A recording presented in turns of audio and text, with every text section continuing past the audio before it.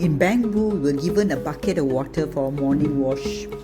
After a couple of sweaty days on the trail, I wondered whether showering is really important in life.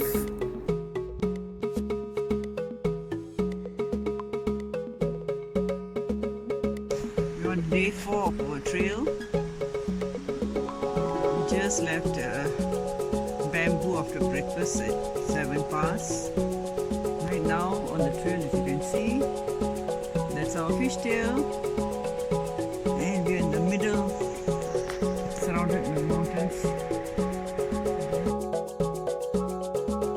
So what looked like frozen waterfalls, but then it could have been Himalayan salt mining. It was a beautiful day and the sky was unbelievably blue, but we were walking in the shade of the towering mountains.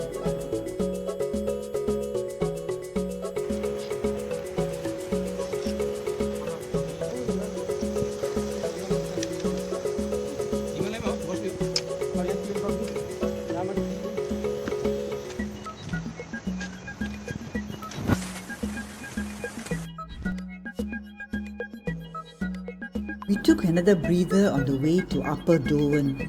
Even though the sun was shining brightly, our fingers were already freezing. We had trekked in silence and was gaining altitude. We were concentrating on every step to avoid slippery frozen ground.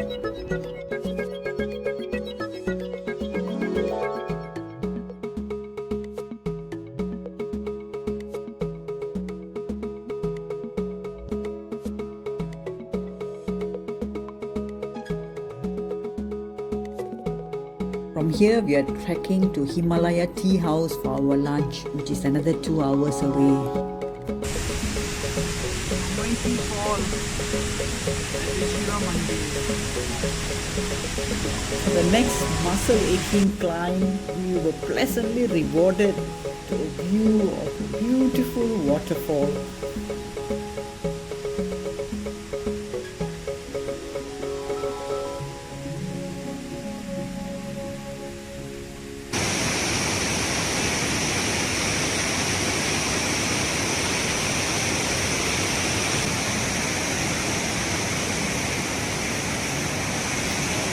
There is a Shiva Mandir here and it is considered a sacred site.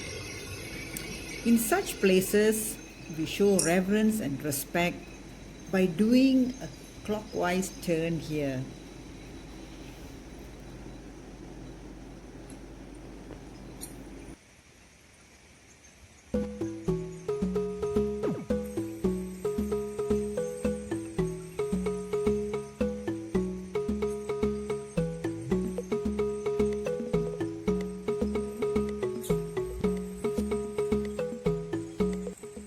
There were signages here that indicated a ban on slaughtering animals or carrying of beef and pork as food up to these areas. I found this place so reassuring of our safety.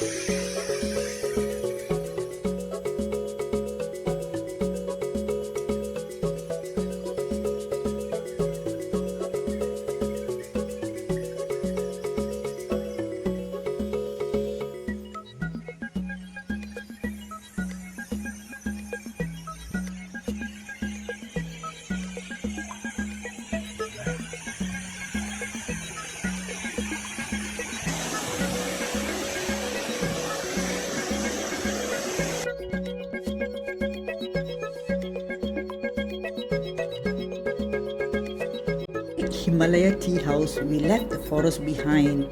This time we faced rocky terrain and the rocks were all uneven. The scenery had changed dramatically.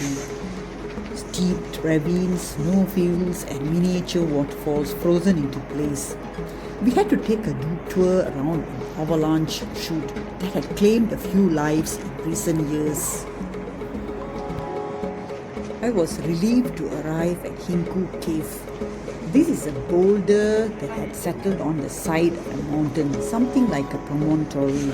This spot offered a sensational viewpoint that made all the hard work of climbing worthwhile.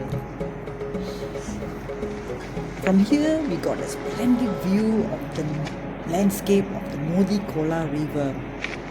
You can even hear its sound.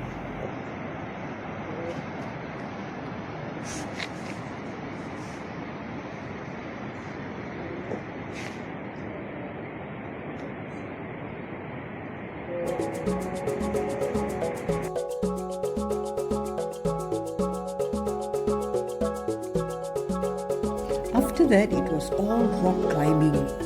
Even though my legs and feet were aching, I didn't miss the awesome rock structures and the patterns it created. Also, as we gained altitude, I was breathing deeply at every step. The air was getting thinner and thinner. As I spotted Duerali, my heart skipped a beat. It was the sight of the setting sun that was casting its golden light on the mountain behind. It was a view that I had never imagined before.